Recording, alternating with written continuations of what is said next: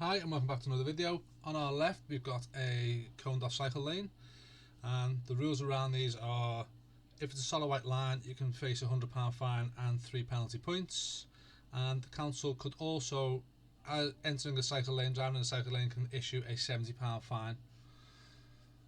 This is how people treat cycle lanes. Let's have a little look what people do here. They don't want to wait in this big queue of traffic. There's the first one coming from behind now. They don't want to wait.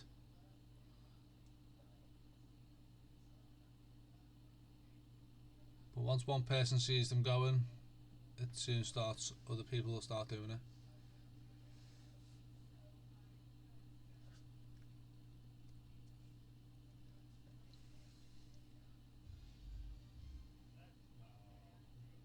And there we are now, taxi driver doing it, private hire driver, sorry.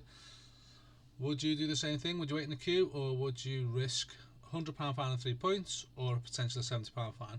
Let us know in the comments.